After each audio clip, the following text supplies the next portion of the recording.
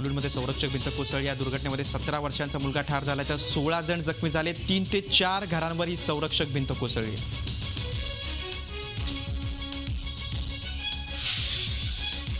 भाजपचे प्रदेशाध्यक्ष रावसाहेब दानवे यांना जीवे मारण्याची धमकी देण्यात आली। प्रदेशाध्यक्ष पदाचा राजीनामा द्या अन्यथा जीवे मारू असा मेल दानवेंच्या वैयक्तिक मेलवर आला। विलास देशमुख नावाच्या मेलवरून हा ईमेल आला। या संदर्भात दानवेंचे स्वीय सहाय्यक राजेश जोशी यांनी कदीम जालना पोलीस ठाण्यात तक्रार दाखल केली।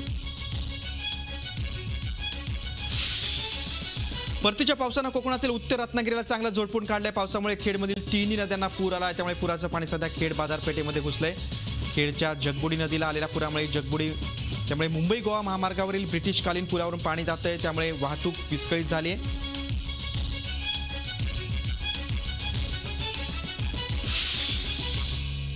लातूर जिल्ह्यात गेल्या काही दिवसांपासून पावसानं दमदार हजेरी लावले, त्यामुळे तेरनाळी मांजरा नदीला पूर आलाय। औसत शहाजनीमध्ये दोन्ही नद्यांच्या संगमावर पाणी वाढलंय। त्याचवेळी वांझरखेडा पुलावरून औरात शहाजनीकडे जाणाऱ्या एका ट्रॅक्टरला पाण्याचा अंदाज आला नाही आणि पुलाच्या मधोमध ट्रॅक्टर गेल्यानंतर अचानक पाणी वाढलं, त्यामुळे ट्रॅक्टरमध्ये चौघेही हे पाण्यामध्ये पडले होते, मात्र नंतर त्यांची सुटका करण्यात आली।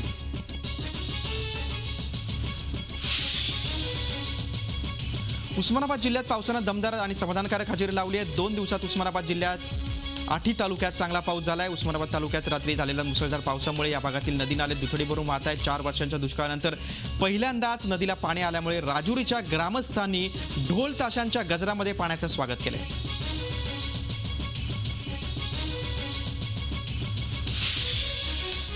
अनेक दिवसांच्या विश्रांतीनंतर नंदुरबार शहरासह जिल्ह्यात दमदार पाऊस झालाय। पावसानं हजेरी लावल्यानं बळीराजा सुखावलाय। पावसानं पाठ दाखवल्यानं खरीप हंगाम हातचा निघून गेला, मात्र या आत्ताच्या दमदार पावसामुळे रब्बी हंगामाच्या आशा पल्लवित झाल्यात। या पावसामुळे कापसाच्या पिकाला थोड्याफार प्रमाणात पाऊस झालाय। पावसामुळे वडवणी इथं नव्यानं बांधण्यात आलेल्या कुंडलिका धरणाचे 5 पैकी 4 दरवाजे उघडण्यात आलेत। या धरणातून 10,000 क्युसेक पाण्याचा विसर्ग सुरू आहे। दुसरीकडे बिंदुसरा नदीला पूर आलाय। शहरातल्या पंचशील नगरमध्ये अनेक घरांमध्ये पाणी शिरलंय। माजलगाव, परळी, वडवणी तालुक्यातील जोरदार पाऊस झालाय। 4 वर्षात असा पाऊस पहिल्यांदाच आल्यानं शहरामध्ये तळ्याचं रूप पाहायला मिळालं।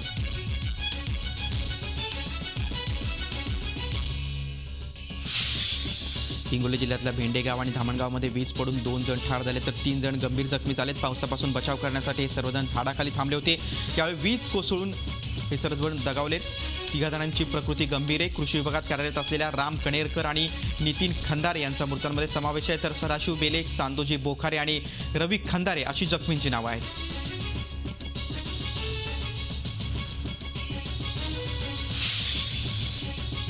कोपर्डीतील बलात्कार आणि हत्येचा निषेध करण्यासाठी अहमदनगरमध्ये मराठा समाजाकडून मोर्चा काढण्यात आला। नगरमधील वाडिया पार्क येथून या मोर्चाला सुरुवात झाली। या मोर्चात कोपर्डी घटनेतील अल्पवयीन मुलीचे नातेवाईक सहभागी झाले होते।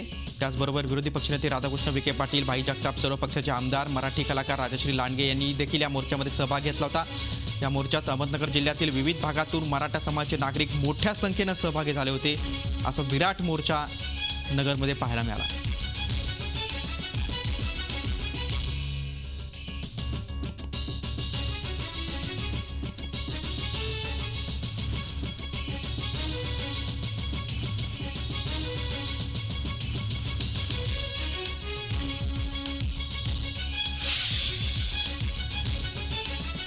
उरणमध्ये विद्यार्थ्यांनी दिलेल्या माहितीवरून मुंबई आणि उरणपुरतं मर्यादित असणारं सर्च ऑपरेशन कोकण किनारपट्टीवर देखील पसरलं आहे। उरणमध्ये 4 संशयित दिसल्याच्या पार्श्वभूमीवर मरीन विभागानं गस्त वाढवली आहे। उरण मोरा परिसरात अधिकच्या 3 टीमला गस्त ठेवण्यासाठी तैनात करण्यात आले। करंजा, बोरी, पिरवाडी या पॉईंटवरून गस्त वाढवण्यात आली।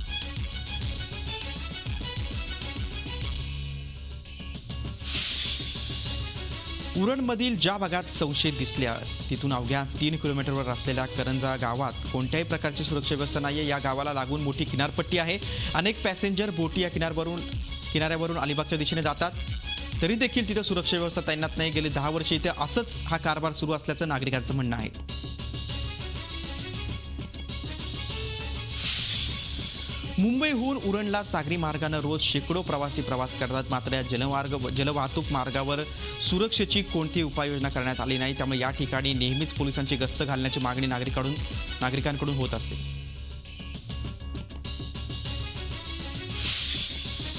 उरणमध्ये 4 संशयित दिसल्यानंतर उरण आणि शहर परिसरातील शाळा आणि महाविद्यालय बंद ठेवण्यात आली होती. विद्यार्थ्यांनी संशयितांना पाहिल्याचं सांगितल्यानंतर उरणमधल्या शाळा लवकर सोडण्यात आल्या होत्या. 48 तास उलटल्यानंतर देखील संशयितांचा शोध लागला नसल्यानं खबरदारीचा उपाय म्हणून उरण आणि परिसरातल्या शाळा बंद ठेवण्यात आल्या.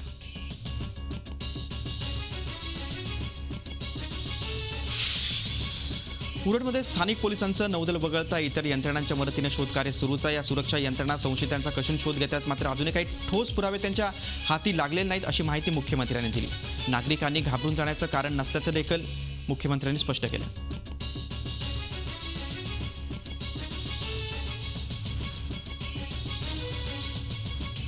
जे काही एजन्सीजचं मत आहे त्याच्यामध्ये जी काही मिळालेली माहिती आहे ती काही कोरॅबोरेट होत नाही आहे, पण तरी देखील कुठलीही शंका राहू नये, सगळ्या शक्यतांचा विचार असला पाहिजे. या दृष्टीने ऑपरेशन आज दिवसभर केलेलं आहे. स्केचेस काही तयार केलेले आहेत, ते काही कोणाशी जुळतात का हे पाहण्याचा प्रयत्न चाललेला आहे आणि सगळ्या एजन्सीज अतिशय अलर्टवर काम करत आहेत. मला या निमित्ताने केवळ नागरिकांनाही अपील करायची आहे की कुठलीही घाबरण्याची स्थिती याच्यामध्ये नाही, पॅनिक होण्याची स्थिती देखील नाही. ॲबंडंट कॉशन म्हणून आपल्याला जर एखादी माहिती मिळाली तर त्या माहितीवर तातडीनं ॲक्ट केलं पाहिजे. या दृष्टीनं सगळ्या एजन्सीज ॲक्शनमध्ये आलेल्या आहेत. उरणमध्ये संशयित दहशतवाद्यांचा शोध सुरू आहे, मात्र सरकार कोणत्याही परिस्थितीत 26/11ची पुनरावृत्ती होऊ देणार नाही अशी ग्वाही गृहराज्यमंत्री दीपक केसरकर यांनी दिली. सरकार सर्वतोपरी सज्ज असल्याचा विश्वास देखील केसरकर यांनी व्यक्त केला.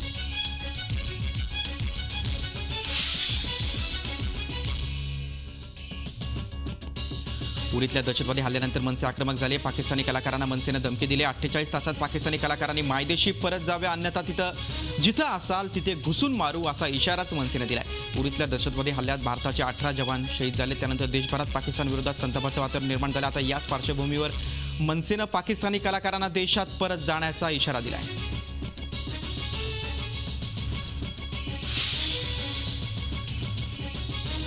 इचलकरंजीमध्ये लाच घेतल्याप्रकरणी पोलीस निरीक्षकासह एका पोलीस नाईकला अटक करण्यात आली. शिवाजीनगर पोलीस ठाण्याचा पोलीस निरीक्षक सर्जेराव गायकवाडला 60,000ची लाच घेताना रंग्यात अटक करण्यात आलं. लाचलुचपत प्रतिबंधक विभागाने कारवाई केली. सर्जेराव गायकवाडसह पोलीस नाईक विष्णू शिंदे यालाही अटक करण्यात आली.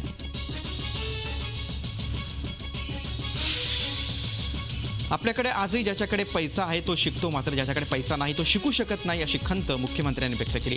पुण्यात आयोजित पहिल्या राष्ट्रीय शिक्षक परिषदेच्या उद्घाटन कार्यक्रमात ते बोलत होते. शिक्षण क्षेत्राचा विस्तार होत असताना त्यात सर्वसमावेशकता तसंच गुणवत्ता आणण्याची गरज फडणवीस यांनी व्यक्त केली.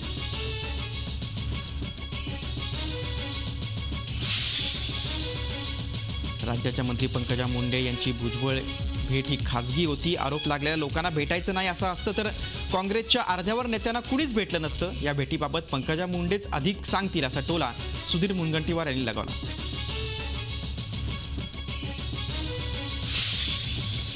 महिला बालविकास मंत्री पंकजा मुंडे यांनी माजी उपमुख्यमंत्री आणि राष्ट्रवादी काँग्रेसचे नेते छगन भुजबळ यांची मुंबईतल्या जे रुग्णालयात जाऊन भेट घेतली. या भेटीवर राष्ट्रवादी काँग्रेसचे नेते प्रफुल्ल पटेल यांनी टीका केली. ज्यांचे नेते आणि सरकारमुळे भुजबळांना कोठडीत जावं लागलं त्या सरकारच्या मंत्र्यांनी भुजबळांची भेट घेणं म्हणजे मगरीचे अश्रू असल्याची टीका प्रफुल्ल पटेल यांनी केली.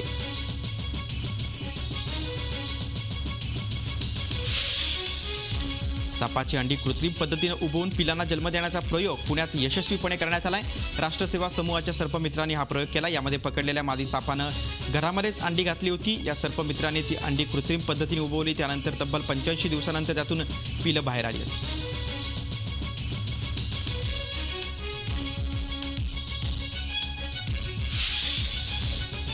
जळगावमधील आंबेडकर नगर भागामध्ये पूर्व वैमनस्यातून गोविंद सोनावणे, चंद्रमणी तायडे यांच्यावर दुचाकीवरून आलेल्या तरुणानं घरात घुसून गोळीबार केलाय. तिघे मारेकरी हे दुचाकीवरून आले होते. त्यापैकी सचिन गायकवाड यानं गोळीबार केल्याचा आरोप जखमीने केलाय. त्या गोळीबारात 2 तरुण जखमी झालेत. चंद्रमणी तायडे या तरुणाच्या डोक्याला गोळी लागली, तो गंभीर जखमी झालाय.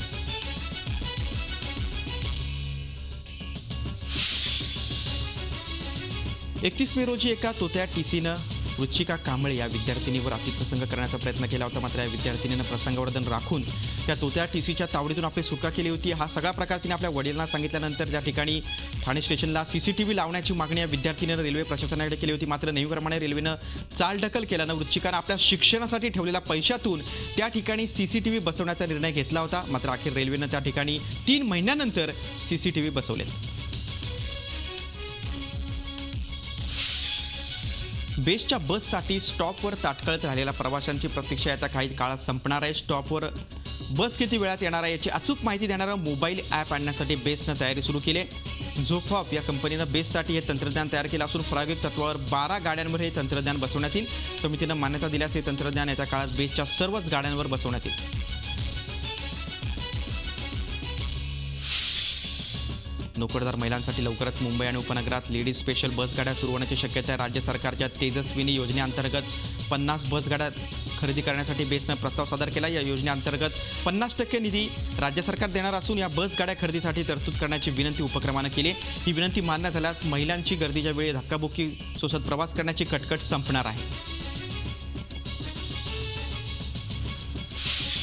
राज्यातल्या बातम्यांचा वेध आपण घेतला. आता वळूया आपण काही राष्ट्रीय आणि आंतरराष्ट्रीय बातम्यांकडे. चीननं पाकिस्तानला जोरदार झटका दिला. काश्मीरच्या मुद्द्यावर पाकिस्तानला पाठिंबा देण्यास चीननं स्पष्ट शब्दात नकार दिलाय. काश्मीरचा मुद्दा दोन्ही देशांचा अंतर्गत मुद्दा असल्याचं सांगत या मुद्द्यावर समर्थन देणार नसल्याचं चीनने स्पष्ट केलंय. दोन्ही देशांनी हा मुद्दा चर्चेनं सोडवावा असा सल्लाही चीननं पाकिस्तानला दिलाय. याच पार्श्वभूमीवर चीनच्या भूमिकेमुळे पाकिस्तानची नाचक्की झाली. भारत आणि फ्रान्स दरम्यान राफेल जेट खरेदीचा करार करण्यात आलाय. भारत फ्रान्सकडून 36 राफेल जेट्स खरेदी करणार आहे. गेल्या 20 वर्षात भारतानं फायटर विमान खरेदीचा केलेला हा पहिला करार आहे. अत्याधुनिक क्षेपणास्त्रांनी सुसज्ज अशी ही फायटर जेट्स असणार आहेत. पुढच्या 66 महिन्यात ही विमानं भारताला सुपूर्द करण्यात येतील.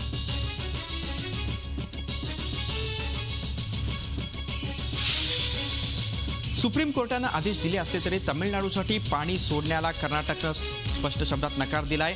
असमर्थता दर्शवली आहे. कावेरीचं पाणी केवळ पिण्यासाठीच वापरण्यात येईल, अन्य कोणत्याही कारणासाठी नाही असा ठराव कर्नाटक विधानसभेमध्ये एकमतानं मंजूर करण्यात आला. विशेष म्हणजे केवळ या ठरावासाठीच हे विशेष अधिवेशन बोलवण्यात आलं होतं. राज्यातच पिण्याच्या पाण्याची टंचाई असताना कोर्टाचे आदेश पाळणं अशक्य असल्याचं मुख्यमंत्री सिद्धरामय्या यांनी म्हटलंय.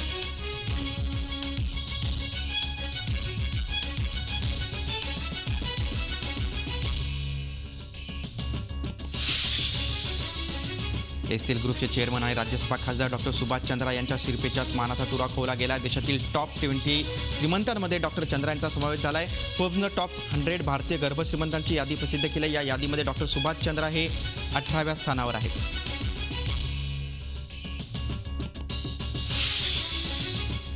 केरळच्या कोझिकोड इथं भाजपच्या राष्ट्रीय कार्यकारिणीच्या 3 दिवसीय बैठकीला सुरुवात झाली. उरी दहशतवादी हल्ल्याच्या पार्श्वभूमीवर या बैठकीतून पाकिस्तानला कठोर संदेश दिला जाण्याची शक्यता आहे. एका प्रस्तावाद्वारे भाजप पाकिस्तानला दहशतवादी राष्ट्र म्हणून घोषित करण्याची मागणी करू शकतं. पंतप्रधान मोदी यांची या ठिकाणी सभा होणार आहे. या सभेतून मोदी उरी हल्ल्याबाबत विधान करण्याची शक्यता आहे.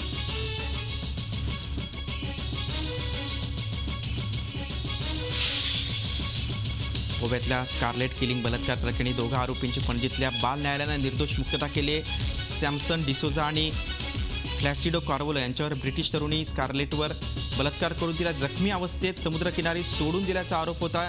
न्यायमूर्ती वंदना तेंडुलकर यांनी सॅमसन आणि फ्लॅसिडोची निर्दोष मुक्तता केल्यामुळे आपल्याला धक्का बसल्याची प्रतिक्रिया स्कारलेटच्या आईने व्यक्त केली.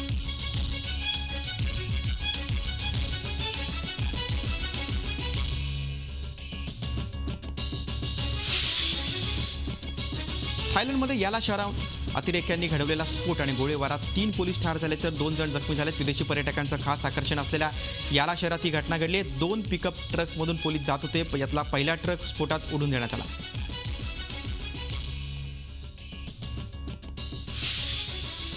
टर्कीमध्ये दहशतवाद्यांबाबत सहानुभूती दर्शवल्याबद्दल एका शिक्षिकेसह 36 जणांना न्यायालयात हजर करण्यात आलं. आयसे सेलिक या शिक्षिकेनं जानेवारीमध्ये एका रेडिओ कार्यक्रमामध्ये फोन करून कुर्द बंडखोरांबाबत सहानुभूती व्यक्त केली होती. या फोन कॉलनंतर संशयित बेयाझिट ओस्तुर्क यांचा हा शो देखील बंद पडला.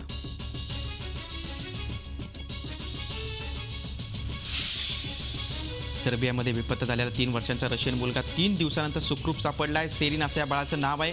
कुत्र्याच्या मागे पळताना तो सर्बियामधल्या जंगलामध्ये हरवला होता.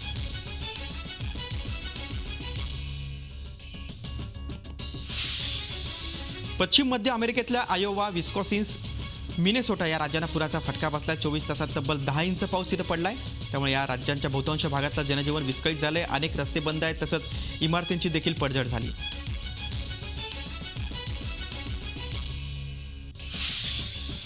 उत्तर कोरियामध्ये देखील पुरानं थैमान घातलंय. हॅमहॉंग प्रदेशामध्ये लष्करानं हाती घेतलेल्या बचाव कार्याची दृश्य सरकारी KRT वाहिनीनं प्रसारित केली आहेत. पुरात अडकलेल्यांना मदत पोहोचवली जात असून अनेक गावं रिकामी करण्याचं देखील काम सुरू आहे.